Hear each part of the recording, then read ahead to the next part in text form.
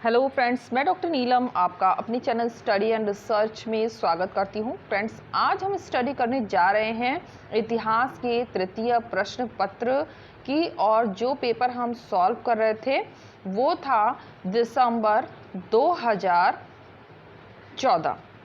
तो इस पेपर को हमें सॉल्व करना था, तो चलिए इसे सॉल्व करते हैं।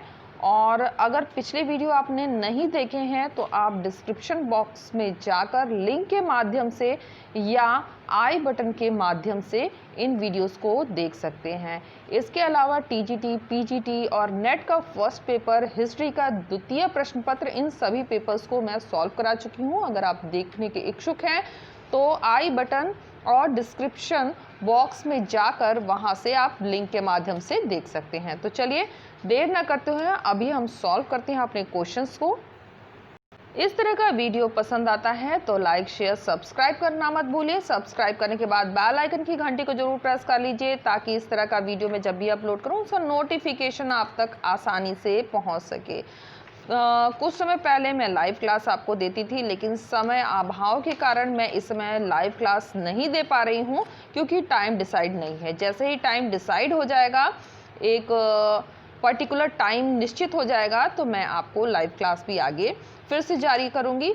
लेकिन अभी हम लोग ऑफलाइन ही स्टडी करने वाले हैं। तो यहाँ पे हमने 35 तक क्वेश्चन सॉल्व कर लिया था, आगे हमें 36 से क्वेश्चन सॉल्व करने हैं। तो चलिए सॉल्व करते हैं। निम्नलिखित में से कौन सुमेलित नहीं है? तो जो सुमेलित नहीं हो रहा है वो हो जाएगा ऑप्शन बी, इजारा खेती रहित भूमि। ये सही सुमेलित नहीं है। जो सही सुमेलित है उसे भी देख लेते हैं। कस्बा, छोटा नगर, श्राफ, मुद्रा विनिमय करता, और डी कहता है जिमी, संरक्षित गैर मुसलमान। और इसे इंग्लिश में एक बार देख लेते हैं, जो लोग को हिंदी में प्रॉब्लम हो रही है उनके लिए। तो ऑप्शन बी हमारा करेक्ट होगा, इजारा। नेक्स्ट क्वेश्चन है क्वेश्चन नंबर 37। निम्नलिखित में से कौन सुमेलित नहीं है? तो जो सुमेलित नहीं हो रहा है वो हो जाएगा option C, K N. Chaudhary, Indian merchant and Eurasia trade. ये सुमेलित नहीं है, बाकी सभी सही सुमेलित हैं। जो सही सुमेलित हैं उन्हें भी एक बार देख ही लेते हैं। ए कहता है S Arasaratnam, maritime India in the 17th century. Om Prakash, the Dutch India company and the economic of Bengal. K S Matthew, Portuguese trade with India in the 16th century. Next question, question number 38।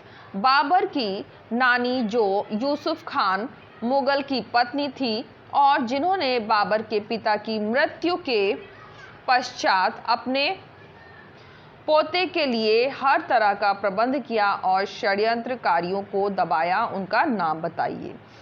तो वो कौन था? तो ये थी ईसान दौलत बेगम। Option B हमारे यहाँ पे करेक्ट होगा, ईसान दौलत बेगम। Question number 39। नीचे दो कथन दिए गए हैं, एक अभिकथन और तर्क दिया गया है। तो अभिकथन क्या कहता है? इस्लाम शाह की मृत्यु के बाद शेर शाह द्वारा स्थापित शासन व्यवस्था अव्यवस्थित हो गई थी। अव्यवस्थित हो गई थी, बिल्कुल सही है। और तर्क दे रहे हैं, अकबर ने शेर शाह द्वारा स्थापित भू राजस्व व्यवस्था को कुछ संसाधनों सहित अपनाया। तो ये भी हमारा सही होगा, लेकिन यहाँ व्याख्या नहीं मिल रही है, इसलिए हमारा जो ऑप्शन बनेगा ए, आर दोनों सही है, लेकिन व्याख्या नहीं दे रहा है।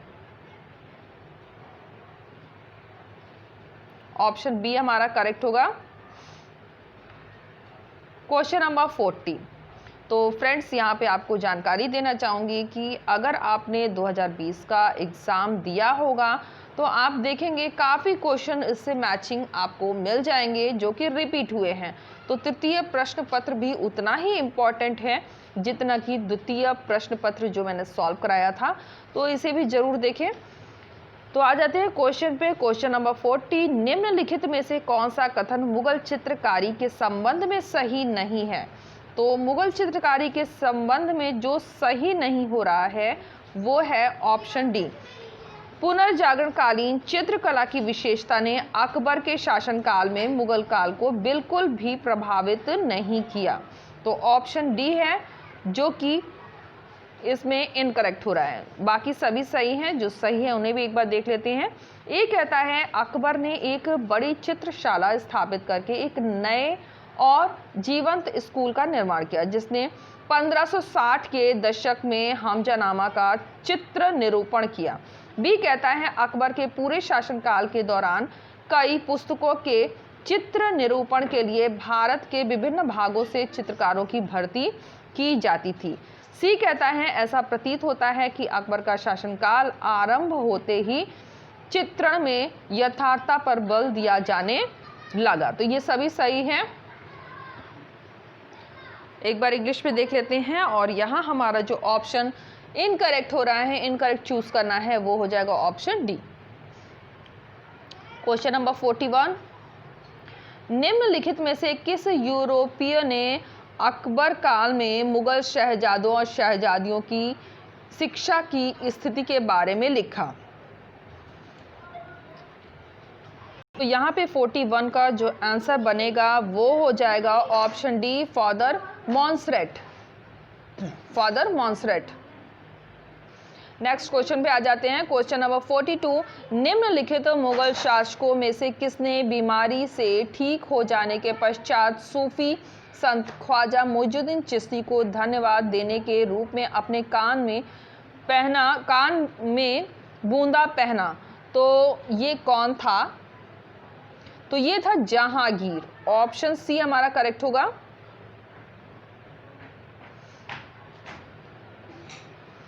क्वेश्चन नंबर 43, निम्नलिखित में से किसने अपने पिता के शासनकाल के बारे में कहा? ईरान सिर्फ शियाओं के लिए और तुर्की एवं तुरान सिर्फ सुन्नियों के लिए है, जबकि भारत में सुन्नी और शिया एक मस्जिद में तथा ईसाई या यहूदी एक चर्च में इकट्ठे होकर पूजा करते हैं। तो इसमें जो हमारा उत्तर बनेगा वो हो जाएगा ऑप्शन बी, जहांगीर।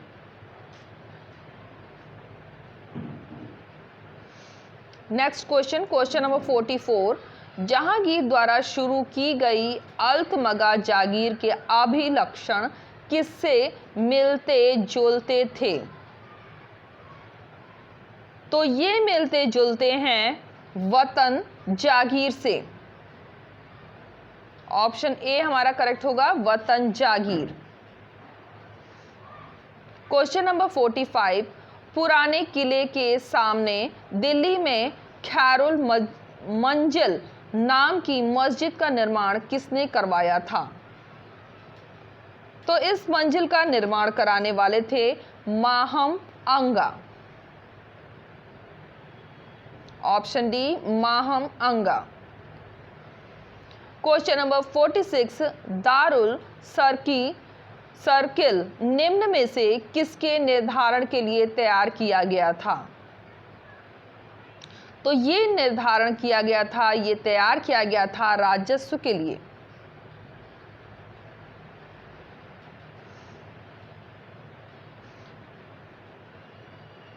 रेवेन्यूज, राजस्व। क्वेश्चन नंबर 47, मध्यकाल में प्रचलित सिक्का हूड़ किस धातु से बनाया जाता था? तो ये धातु थी सोना। ऑप्शन डी हमारा करेक्ट होगा, सोना, gold. Question number 48, Khalsa the society of the pure की स्थापना की गई थी? तो ये स्थापना हुई थी 1699। Option C. 1699। आपको ज़्यादा फास्ट लगता है तो आप वीडियो पॉज करके भी इसे रीड कर सकते हैं। क्वेश्चन नंबर 49, सुरक्षा के लिए मराठों के राजस्व के दाव को कहते हैं। तो क्या कहा जाता है? ये कहा जाता है चौथ। ऑप्शन बी हमारा करेक्ट होगा, चौथ। क्वेश्चन नंबर 50, मुजन्नस, तुर्की, ताजी और जंगला किसके नस्ल हैं? तो ये नस्ल दी गई है एक घोड़े की। ऑप्शन सी हमारा करेक्ट होगा, हॉर्स।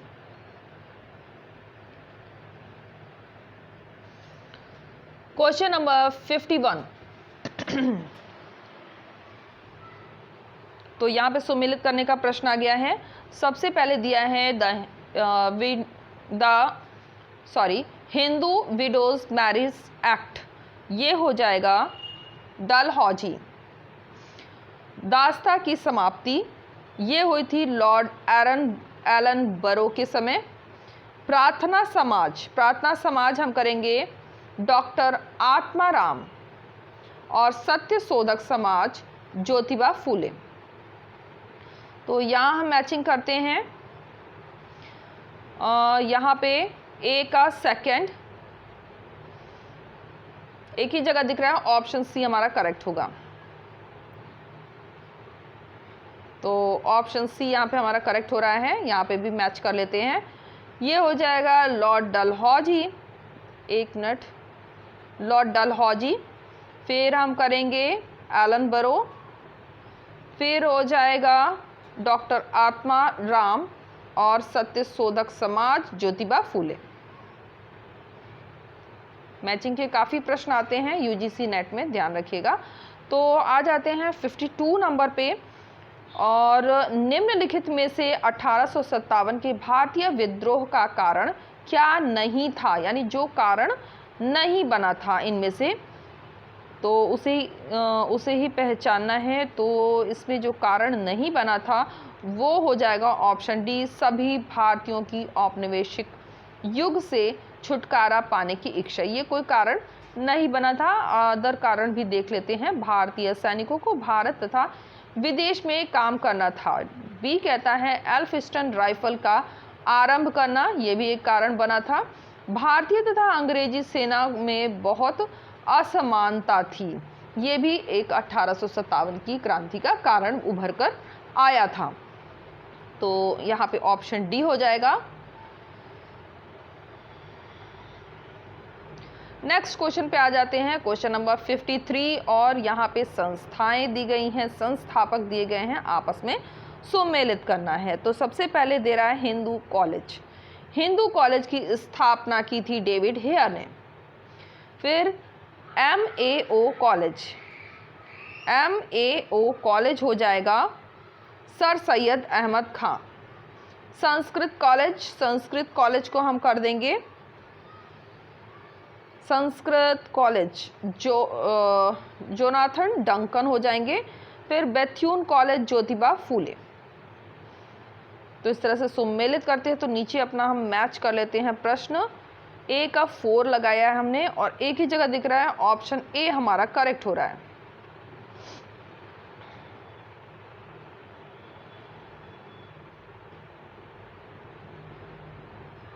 नेक्स्ट क्वेश्चन पे आ जाते हैं, क्वेश्चन नंबर 54। इनमें से क्या भारत में ब्रिटेन को जाने वाली आर्थिक संपदा निकासी का एक घटक नहीं था? तो कौन सा एक घटक नहीं बना था? तो बांटो और शासन करो, ये कोई घटक नहीं बना था। Option D divide and rule. Next question number 55। ए का आंदोलन का प्रारंभ किया था। तो ए का आंदोलन का प्रारंभ किया था, ऑप्शन ए हरदोई, बाराबंकी आदि के किसानों ने।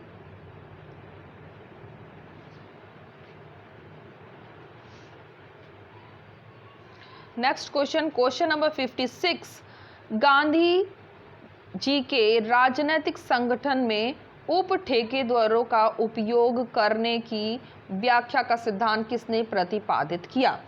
तो इसका प्रतिपादन किया था जूडिथ ब्राउन ने। ऑप्शन सी हमारा करेक्ट होगा, जूडिथ ब्राउन।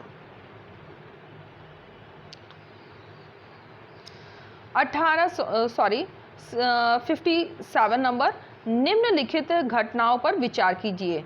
तो ये घटनाएं सामने आपको दिख रही होंगी और इनको क्रम में हमें व्यवस्थित करना है। तो चलिए क्रम अनुसार व्यवस्थित करते हैं। सबसे पहले रखेंगे हम नेहरू रिपोर्ट को नंबर 1, फिर हम रखेंगे क्रिप्स मिशन नंबर 2, फिर हम रख देंगे भारत छोड़ो आंदोलन और सबसे लास्ट में हम रखेंगे वॉवेल प्लान को।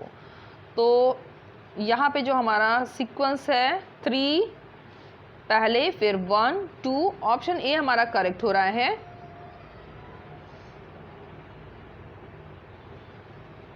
क्वेश्चन नंबर 58, 1937 से 39 में मद्रास में कांग्रेस मंत्रिमंडल का नेतृत्व किया था। तो किसने नेतृत्व संभाला था? तो ये नेतृत्व संभालने वाले थे सी राजगोपालाचारी। ऑप्शन सी हमारा करेक्ट होगा, सी राजगोपालाचारी। क्वेश्चन नंबर 59, मौलाना अब्दुल बरी का संबंध था। मौलाना अब्दुल बरी का जो संबंध था वो था फिरंगी महल से। फिरंगी महल हो जाएगा। मौलाना अब्दुल बरी बिलोंग टू द फिरंगी महल। और फ्रेंड्स, अगर आपको किसी तरह की कोई मिस्टेक दिखती है तो कमेंट जरूर कीजिए, उसका मैं कुछ ना कुछ संशोधन जरूर करती हूँ। वैसे इसमें पूरी सावधानी रखी है कि किसी तरह की मिस्टेक ना हो सके। क्वेश्चन नंबर 60 पर आ जाते हैं। सर्वाधिक संख्या में सर्वाधिक लाभ का सिद्धांत किस ग्रुप के विचारकों का था? तो ये कौन से विचारक थे? ये थे उपयोगितावादी। ऑप्शन ए हो जाएगा। क्वेश्चन नंबर 61, महात्मा गांधी के हस्तक्षेप के कारण 1917 की अहमदाबाद मिल की हड़ताल में मजदूरी की वृद्धि हुई थी। तो कितने प्रतिशत वृद्धि हुई थी? तो ये वृद्धि हुई थी 25%।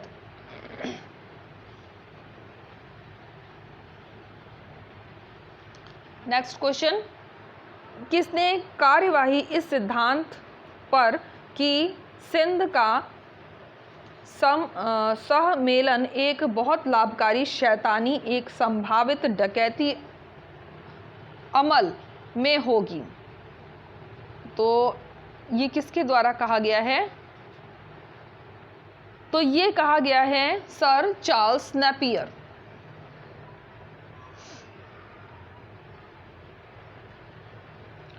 क्वेश्चन नंबर 63, किसने कहा कि शिमला शिष्टमंडल 1907 ब्रिटिश द्वारा संचालित और किसी भी प्रकार से फरमाइशी आदेशित प्रदर्शन से अधिक नहीं था? तो ये कहा है मोहम्मद अली। Option B Mohammad Ali. क्या माउंटबेटन योजना का हिस्सा नहीं था?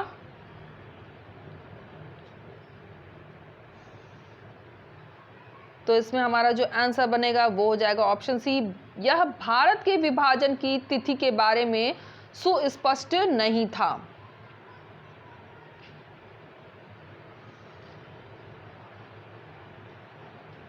It was not specific about the date of Indians partition. Question number 65, किसने लिखा कि मनुष्य स्वतंत्र पैदा हुआ है किंतु हर जगह वह जंजीर से बंधा हुआ है? बहुत ही प्रसिद्ध स्टेटमेंट है। तो ऐसा कहने वाले थे रूसो।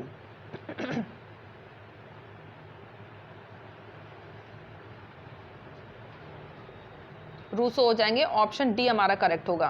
क्वेश्चन नंबर 66, उस नीति का नाम लिखिए जो संयुक्त राज्य अमेरिका ने 1929 में ग्रेट डिप्रेशन द्वारा उत्पन्न आर्थिक संकट का सामना करने के लिए अपनाई।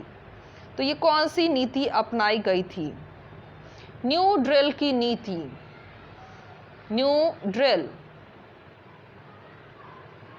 ऑप्शन डी हमारा करेक्ट होगा। क्वेश्चन नंबर 67, उपयोगितावाद का मान्य अग्रणीय नेता कौन था?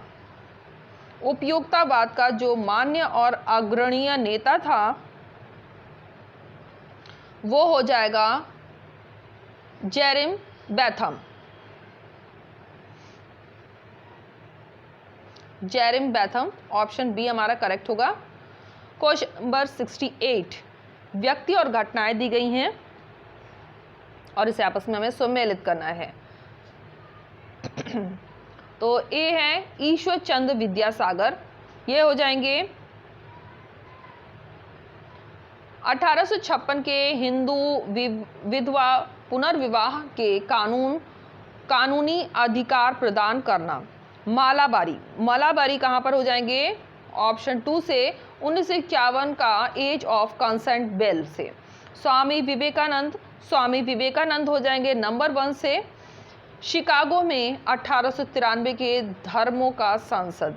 रनाडे 1884 में डेकन एजुकेशन सोसाइटी की स्थापना को प्रोत्साहित किया।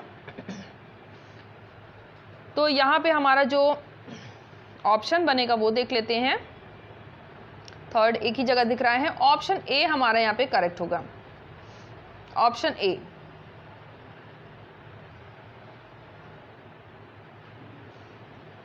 क्वेश्चन नंबर 69, किस वायसराय की एक अभियुक्ति ने अंडमान द्वीप में छुरा मारकर हत्या कर दी? तो ये हत्या हुई थी लॉर्ड मेयो की।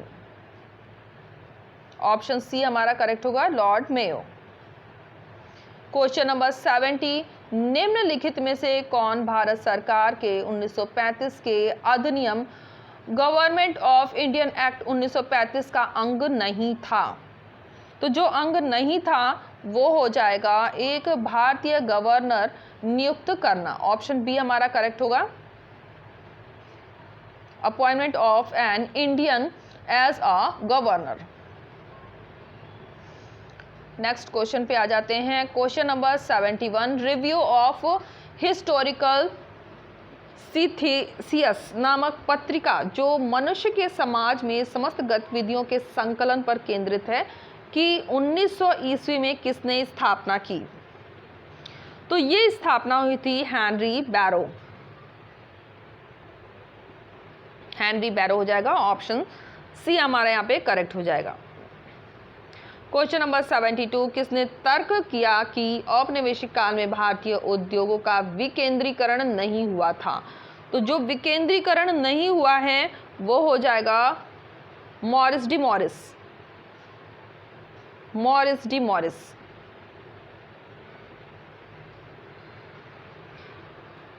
किसानों की चंपारण सत्याग्रह में प्रमुख शिकायत किसके बारे में थी? तो ये शिकायत थी तीन कठिया व्यवस्था के विरुद्ध। ऑप्शन सी हमारा करेक्ट होगा। क्वेश्चन नंबर 74, निम्नलिखित कथनों पर विचार कीजिए। तो यहाँ पे कथन और कारण दिए गए हैं। तो सबसे पहले कथन है, अंत में कांग्रेस के नेताओं ने भारत के विभाजन का प्रस्ताव स्वीकार कर लिया। भारत के विभाजन का प्रस्ताव स्वीकार किया, सही है। फिर रीजन दे रहा है, वे आश्वस्त हो गए कि यही एकमात्र उपयुक्त समाधान बचा था। ये भी करेक्ट होगा। तो हमारा जो उत्तर बनेगा वो हो जाएगा ए आर, दोनों सही है, उसकी सही व्याख्या दे रहा है। नेक्स्ट क्वेश्चन, क्वेश्चन नंबर 75, कथन कहता है, फिर से कथन और कारण का क्वेश्चन आ गया है, भारत में सिविल सर्विसेज परीक्षा शुरू होने के 20 वर्ष में भारतीय यूरोपियों से संख्या में बढ़ गए। सही है। फिर रीजन दे रहा है, भारतीयों ने यह दिखा दिया कि यूरोपियन उनके बराबर नहीं है। यूरोपियन इनके बराबर नहीं है, ये गलत हो रहा है। तो हमारा जो उत्तर हो जाएगा वो हो जाएगा ए सही है, आर गलत है। तो ये लास्ट क्वेश्चन था, ऑप्शन सी हमारा यहाँ पे करेक्ट होगा। तो अगली बार हम 2014 का जून का पेपर सॉल्व करने वाले हैं। तो अगर इस तरह का वीडियो आपको पसंद आता है तो लाइक शेयर सब्सक्राइब करना मत भूलिए। सब्सक्राइब करने के बाद बेल आइकन की घंटी को जरूर प्रेस कर लीजिए ताकि इस तरह का वीडियो मैं जब भी अपलोड करूं उसका नोटिफिकेशन आसानी से मिल सके। और आज हमने 2014 का जो दिसंबर का पेपर हुआ है उसे कंप्लीट कर लिया है। कल हम जून का पेपर 14 का कंप्लीट करेंगे। तो okay friends, take care and bye bye.